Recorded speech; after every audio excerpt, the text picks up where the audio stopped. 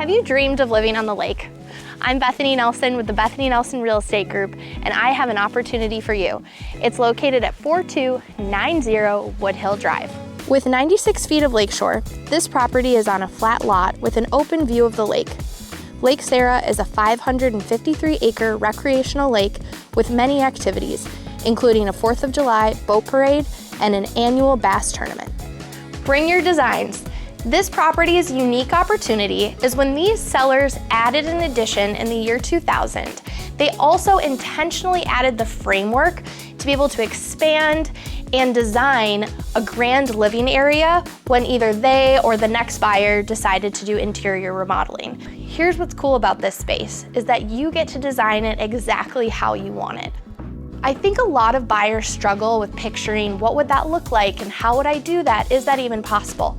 So I'm gonna try to cast a vision for you today on how to make this gorgeous home on Lake Sarah your dream home. The trusses are actually already there from the addition. So it's possible to add a vault ceiling here. You could expand into what was previously a bedroom over here to the right into major living area. The dining room right here could be slid further down to cause more space to expand the kitchen.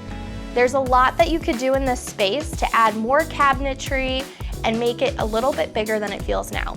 Now, what are most people's greatest desires when it comes to their dream kitchen? Well, they like a window over the sink. That's already there with a beautiful view of the lake. They like a walk-in pantry. Now, I'll show you the other side of this wall here in a minute, but behind this wall is what used to be the master bedroom. Well, with the new addition, you don't really need that big of a bedroom for a second or third bedroom. So my recommendation would be slide the fridge down and create a walk-in pantry that goes into that bedroom. You then would also have enough space by moving the dining down to add a larger island or a larger peninsula like they have here, new cabinets, and personally, I picture real hardwood floors along the entire living area. In order to create more space in that kitchen for a pantry, I would cut into this part of the room, which does eliminate that closet, but you still have this closet to be able to create that walk-in pantry in your dream kitchen. When the sellers did the addition in the year 2000, they also did an addition on the front of the property to add to the curb appeal and make it so the split level didn't feel so aggressive and abrupt when you walked in. Well, when doing that, they added a closet to the main level when you walk into the entryway. So this closet that was previously used as the primary entryway closet really isn't needed anymore.